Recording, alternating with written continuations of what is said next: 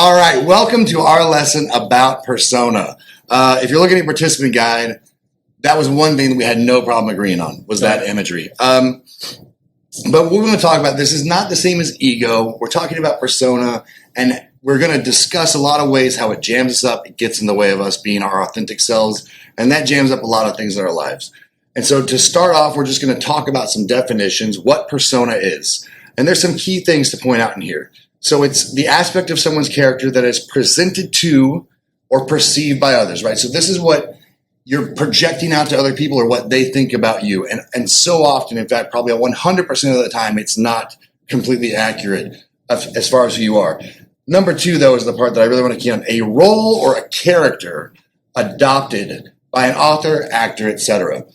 That's what persona really is, right? It is the role that we've adopted. It is the part we're playing in life, and it's not authentic. It's not who we are. And I've got this one here. You cannot talk persona stuff unless you quote Carl Gustav.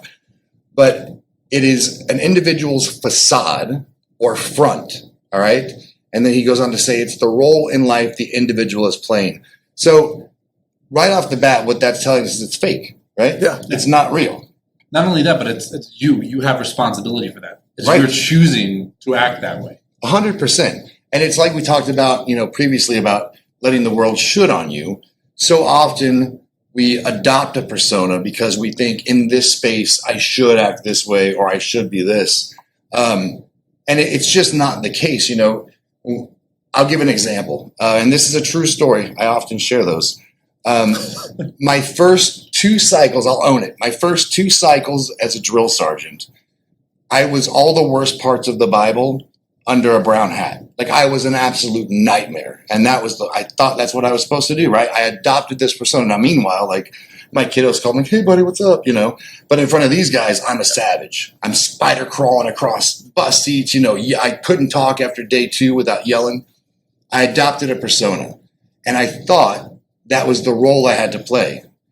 What's crazy is after my second cycle, I said to myself, you know what? I'm not going to do that anymore. I'm not even going to raise my voice unless I need to for safety. And social experiment time, right? Basic training, perfect place to have a social experiment. And what was crazy is I had better results than I ever had doing it the other way. I mean, what are your guys' experience with persona? Well, I mean, I think at the root of it is when you project persona, this means you're living from a place where you don't know who you are. Yes. I mean, you're freaking lost in the sauce and don't know yourself. How many times have we walked into staff meetings or even, I mean, look, I own it, a group of coaches doing this kind of stuff, and we think, oh, I've got to. No, you don't. All you have to do is be you. And look, let me qualify that. That doesn't mean be you and go be an asshole. That's not what that means. All right, there's no excuse for it. It means be you in fullness. Be you in identity. Not be you as in, oh, that's an excuse to go be a jerk. That's not what we're talking about. But living in persona, in my life, when I've done that, it's because I haven't been real confident of who I actually am. And I'll own that as a man. So I don't know if this is something that's unique to Jewish camps or not, so you'll tell me if it isn't. But there's this thing called the I pity the camper speech, where the head counselor gets up there the very first day. He's got to set everybody straight. So at the top of his lungs, he shouts, I pity the camper. And he goes into this whole thing about these are the rules. And it's a statement. You go to camp and you expect it. The problem is you get these guys who are these head counselors and they get up there and their voice cracks halfway through because they're not used to shouting like that because that is not who they are. And the campers at this point all know that this is a joke. So, professionally, in my experience as a teacher, I started off, I was that teacher who felt, fire and brimstone. You have to shout, you have to. And then I quickly learned that doesn't work because that's not me. But when you show up as yourself, as you truly are, then you're going to have a much higher success rate than by pretending to be somebody else and somebody that you're not. Because you're not a trained actor. You're a person trying to protect yourself for whatever reason from whatever you think is going to happen by portraying yourself as something that you are not. And you think people are going to respect you for that, when in reality, they're not. People see straight through your facade. So if you can identify what the persona that you're putting on is, and then realize, okay, this is not working. I think I remember with my podcast, the first 5 episodes, it was like, okay. And then when I hit number 6, and that was an episode that was just encouraging people, that's when you reached out to me and said, that was it. That is who That you was are. you. Yeah, I remember that. Yeah. And that's what's so important about being able to identify if you are operating persona, because one of the things that it precludes you from doing is you're not projecting authenticity. And so you're not gaining authentic relationships because everyone out there that you're projecting this persona towards, that's what they're operating off of. That's the operating system they're using to deal with you. And so when I let you in, and this is hard for guys, it's hard, right? Yeah. We got to let down the veneer a little bit. But if I let you in and you know who I really am and how I really feel, then when I'm off, when I'm left of center, when something's squirrely, I don't have to say anything. You already know. Yeah. You're coming in. What's wrong, dude? I heard you say whatever. That's not like you, right? So let's talk about what personal means, right? It is of affecting or belonging to a person rather than anyone else.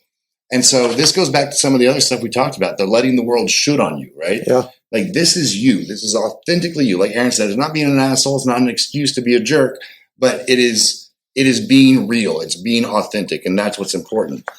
So let's talk about what causes us to adopt a persona rather than being authentic. Man, no one is going to relate to any of these. I guarantee it. Definitely not me. Not 1 through 5 anyway. But number 1, right? Letting the world shoot on you, social norms and expectations. Number 2, self-preservation. This one, we'll dig into in a moment. But number 3, desire for power or influence. Number 4, as a coping mechanism. And then number 5, fear of rejection. So I'm going to jump on one of these real quick, and then I want to hear you guys. Self-preservation. This is we've talked about it in other pieces of content. This is part of our DNA, right? This is our fear of being kicked out of the tribe. And this goes back to when we were in the smallest working groups on the planet, that we were afraid if we didn't act like the rest of the tribe, they'd kick us out. If we said, oh, I don't like gazelle, I prefer nope, get out of here. We eat gazelle around here, right? We were afraid we'd get kicked out of the tribe. And so that is one of the reasons that people adopt personas. They don't want to be ostracized by the group. But I can tell you from experience, you guys have met me, so you know that I tend to go against the grain any chance I get. Just a bit. A little bit. I will tell you that what's great about being authentic and not worrying about that self-preservation piece is people get to know you on a real level. And instead of going, oh, he's just like us, they go, oh, he's different. And that'll get you attention way faster than being like everyone else, right? What about you guys? Which ones of these do you know you've got a heart to talk about? I'll jump on the fear of rejection. That has definitely been something, and I'll own it in my own life, that has been a motivator for persona for me. 9 times out of 10, if not 10 times out of 10, you can always trace this stuff back to your childhood, when you were that little kid, things like that. But we put it's almost like we're putting these uniforms on for roles that we're playing. And some of them is because we think if I don't clothe myself with this persona, I'm going to be rejected. Why? Because if I'm not this, I won't be accepted. And somewhere along the lines, we were told, or it was implied, or we began believing, or some combination of all three, that I won't be accepted, which is really what is at the heart of fear of rejection. At least for men, I think that's for everybody. So we can put this armor on, this persona, and these are all connected. Look, they're not just all linear, but to protect ourselves from that rejection that we feel, because we just want to be accepted. We want to be a part of the tribe. We want to be found worthy. And so we put on this persona to try to do that. So there's a saying that we have in Judaism, the Hasidic sect of Judaism. Somebody can be called a righteous person in a fur coat. Typically, when you think of a righteous person, they don't care about the worldly, materialistic matters. So here you have this person who's portraying himself as a righteous person, but yet he's walking around in the world's most luxurious garments. So he's a fake on all ends. He's not actually righteous, and he's not actually wealthy. I think for a lot of us, like, that is the thing, is we are trying to be somebody that we are not, and it doesn't speak to our true identity. But really what this boils down to me with is, do you want to be a leader or do you want to be a follower? You can follow anybody by pretending to be who they are, by trying to be just like them. You could be the next big name coach. You can be the next big name marketer.